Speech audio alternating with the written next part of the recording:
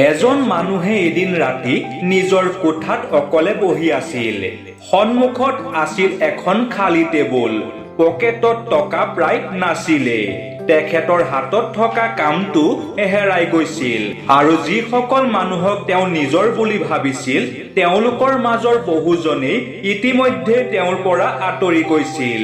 তেওঁ মূৰটো তললৈ কৰি নিজকে এটা প্ৰশ্ন কৰিলে, মোৰ জীৱনটো সঁচাকৈ শেষ হৈ গ'ল নেকি?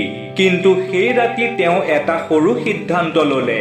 এটা এনেকুৱা সিদ্ধান্ত যিটো দেখিবলৈ একেবাৰে সাধাৰণ আছিল, কিন্তু সেই সিদ্ধান্তই কেইবছৰমানৰ ভিতৰত তেওঁৰ সম্পূৰ্ণ জীৱন সলনি কৰি দিলে।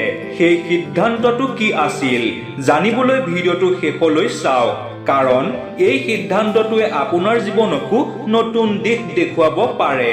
মানুহজনৰ নাম আছিল অমল। অমলৰো এটা সাধাৰণ সপোন আছিল। নিজৰ এটা ভাল ঘৰ থাকিব, পৰিয়ালটো সুখত ৰাখিব আৰু জীৱনত এনেকুৱা এটা অৱস্থা পাব য'ত মাহৰ শেষত টকাৰ চিন্তা কৰিব নালাগে।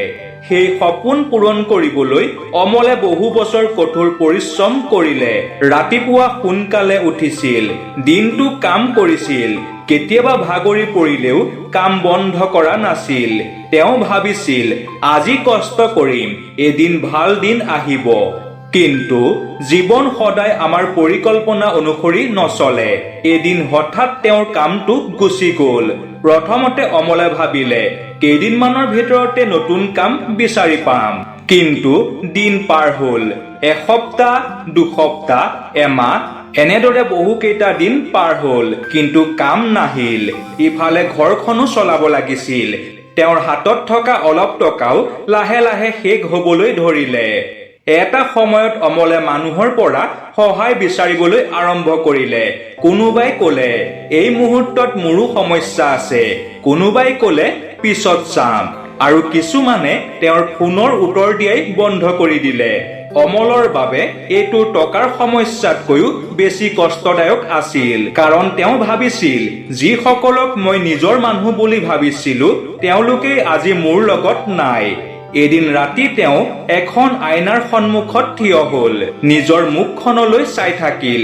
চকুত ভাগৰ আছিল, মনত ভয় আছিল আৰু মুখত এটা কথাই আছিল, মই নোৱাৰিম। কিন্তু ঠিক সেই মুহূৰ্ততে অমলে এটা কথা বুজিলে।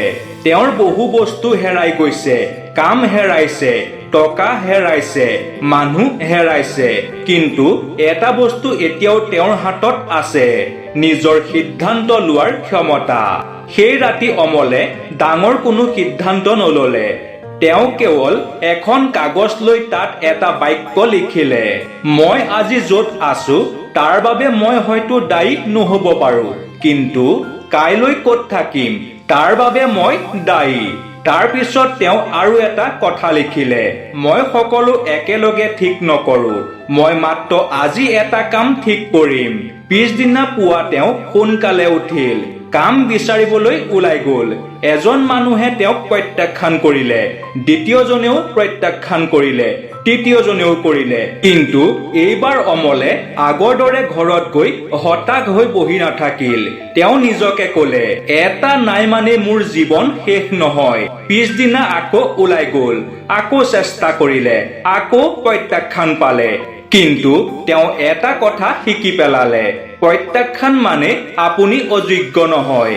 কেতিয়াবা ইয়াৰ অৰ্থ মাত্ৰ এইটোৱেই যে সেই দুৱাৰখন আপোনাৰ বাবে নহয়। কেইদিনমানৰ পিছত অমলে এটা সৰু কাম পালে। কামটো তেওঁৰ আগৰ কামৰ দৰে ভাল নাছিল, দৰমহাও কম আছিল। কিছুমান চিনাকি মানুহে তেওঁক দেখি ক'লে, আগতে কিমান ভাল অৱস্থাত আছিলা, এতিয়া এই কামটো কৰিবলগীয়া হৈছে। কোনোবাই হাঁহিলে, কোনোবাই উপহাস কৰিলে। অমলৰো কেতিয়াবা বেয়া লাগিছিল, কিন্তু তেওঁ এইবাৰ এটা কথা বুজি গৈছিল, মানুহে আপোনাৰ আৰম্ভণিৰ অৱস্থাক লৈ হাঁহিব পাৰে, কিন্তু আপোনাৰ শেষ ফলাফলটো তেওঁলোকে নিৰ্ধাৰণ কৰিব নোৱাৰে। সেয়েহে তেওঁ কোনো উত্তৰ নিদিলে। তেওঁ কাম কৰি থাকিল। দিনৰ কামৰ পিছত ৰাতি নতুন এটা দক্ষতা শিকিবলৈ আৰম্ভ কৰিলে। প্ৰথম দিনা তেওঁ বুজি নাপালে, দ্বিতীয় দিনাও কঠিন লাগিল, তৃতীয় দিনা এৰি দিবলৈ মন গ'ল। কিন্তু তেওঁ নিজকে সুধিলে, মই সঁচাকৈ ভাগৰি পৰিছো নে মাত্ৰ অলপ সময়ৰ বাবে কঠিন লাগিছে? এই প্ৰশ্নটোৱে তেওঁক বহুদিন আগুৱাই নিলে।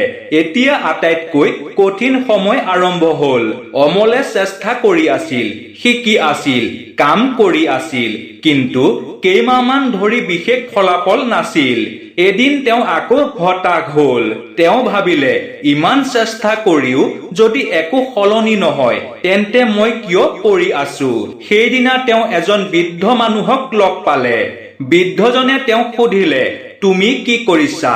অমলে সকলো কথা ক'লে। বৃদ্ধজনে ওচৰতে থকা এটা গছলৈ আঙুলিয়াই সুধিলে, এই গছজোপা তুমি কিমান দিনত ডাঙৰ হোৱা দেখিছা? অমলে ক'লে, মই নাজানো। তেতিয়া বৃদ্ধজনে হাঁহি ক'লে, কাৰণ গছজোপাই যেতিয়া মাটিৰ তলত শিপা মেলি আছিল, তুমি সেইটো দেখা নাছিলা। সেই কথাষাৰ শুনি অমল কিছু সময় মনে মনে থাকিল। জীৱনত তোমাৰ পৰিশ্ৰমৰ ফল দেখা নাই বুলি ভাবি নলবা যে একো হৈ থকা নাই। সেই কথাষাৰ অমলে কেতিয়াও পাহৰা নাছিল। এনেদৰে এবছৰ পাৰ হৈ গ'ল। অমলৰ জীৱন এতিয়াও নিখুঁত হোৱা নাছিল, কিন্তু তেওঁ আগৰ মানুহজন নাছিল। তেওঁ নতুন এটা দক্ষতা শিকিছিল, অলপ অলপকৈ উপাৰ্জন বাঢ়িছিল, আৰু আটাইতকৈ ডাঙৰ কথা, তেওঁ নিজৰ ওপৰত বিশ্বাস ঘূৰাই পাইছিল। 2 বছৰৰ পিছত তেওঁ নিজৰ এটা সৰু কাম আৰম্ভ কৰিলে। প্ৰথম মাহত খুব বেছি উপাৰ্জন নহ'ল, দ্বিতীয় মাহতো নহ'ল, তৃতীয় মাহতো সমস্যা আহিল। কিন্তু এইবাৰ তেওঁ জানিছিল, সমস্যা আহিবই, মই মাত্ৰ থমকি নৰওঁ। লাহে লাহে তেওঁৰ কাম বাঢ়িবলৈ ধৰিলে। যিসকলে এদিন তেওঁক উপহাস কৰিছিল, তেওঁলোকৰ মাজৰ কিছুমানে এদিন তেওঁৰ ওচৰলৈ আহি পৰামৰ্শ বিচাৰিবলৈ ধৰিলে।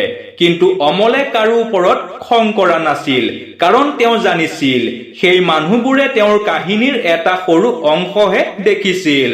কেইবছৰমানৰ পিছত অমল এদিন সেই একেখন আইনাৰ সন্মুখত থিয় হ'ল। যিখন আইনাৰ সন্মুখত থিয় হৈ তেওঁ এদিন কৈছিল, মই নোৱাৰিম। আজি সেই একেখন আইনাত তেওঁ নিজকে চাই হাঁহিলে। তেওঁৰ সমস্যা শেষ হোৱা নাছিল।